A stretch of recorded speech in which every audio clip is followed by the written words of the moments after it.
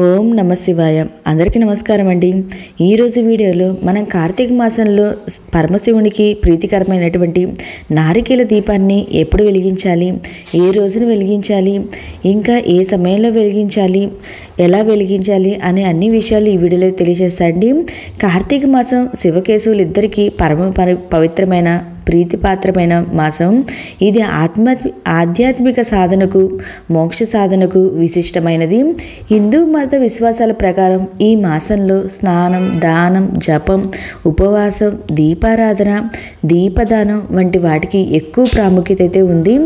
ఈ క్రమంలోనే అందరూ దేవాలయాల్లో ఇంటి గుమ్మం ముందు రకరకాల దీపాలు అయితే వెలిగిస్తూ ఉంటామండి. అయితే కార్తీక మాసంలో నారికేల దీపం వెలిగిస్తే శివానుగ్రహం సంపూర్ణంగా లభిస్తుందంటారు. ధనపరమైన ఇబ్బందులు తొలగిపోతాయని, కోరికలు నెరవేరుతాయని నమ్మకం అండి. ఇంతకీ ఈ నారికేల దీపం ఎప్పుడు వెలిగించాలి, ఎలా వెలిగించాలి ఈ వీడియోలో తెలియజేస్తాను. పరమశివుడికి ఎంతో ప్రీతిపాత్రమైన నారికేల దీపాన్ని కార్తీక మాసంలో ఏ రోజైనా ప్రదోషకాలంలో అంటే సోమవారం సాయంకాలంలో ఇంట్లోని పూజా మందిరంలో వెలిగించాలి. కార్తీక మాసంలో వచ్చే సోమవారాల్లో నారికేల దీపాన్ని వెలిగిస్తే మరీ మంచిదండి.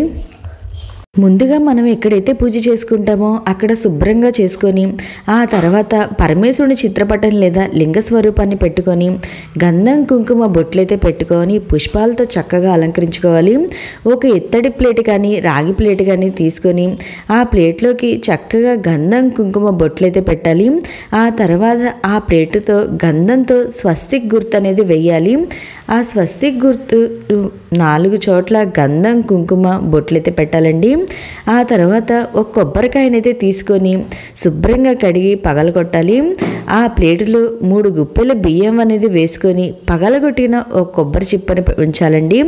ఆ చిప్పకు 5 చోట్ల గంధం కుంకుమ బొట్లయితే పెట్టుకోవాలి.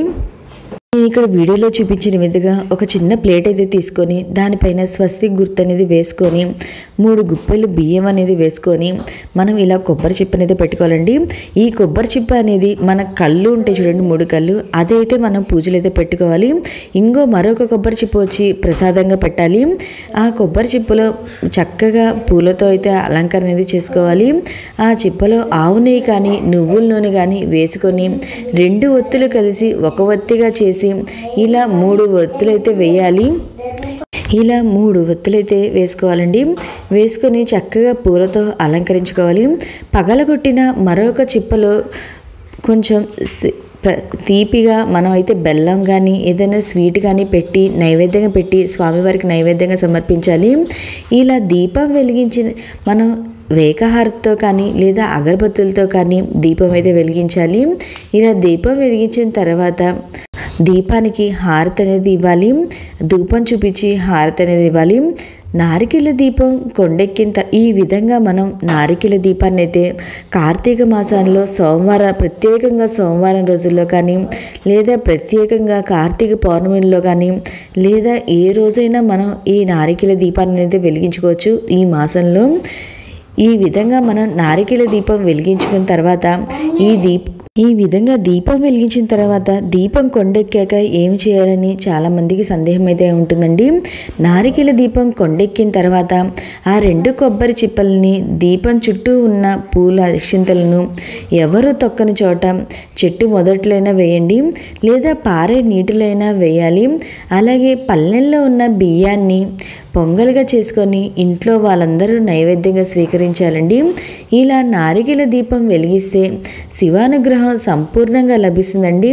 ఇంకా ధనపరమైన ఇబ్బందులు తొలగిపోతాయి, కోరికలు అనేది నెరవేరుతాయండి. ఇంకా మీకు ఈ నారికేల దీపానికి సంబంధించి ఏమన్నా సందేహాలు ఉంటే నా కమెంట్ బాక్స్లో కమెంట్ పెట్టండి. ప్రతి ఒక్కరికి రిప్లై అనేది ఇస్తాను. మీకు ఈ వీడియో నచ్చినట్లయితే లైక్ చేయండి, మీ ఫ్రెండ్స్ అండ్ ఫ్యామిలీ మెంబర్కి షేర్ చేయండి. ఇంకా ఈ కార్తీక మాసంలో ముఖ్యమైన పండుగలు ఏమేమిటో అనే మన ఛానల్లో ఆల్రెడీ వీడియో అయితే ఉందండి. ఇంట్రెస్ట్ ఉంటే ఒకసారి చూడండి.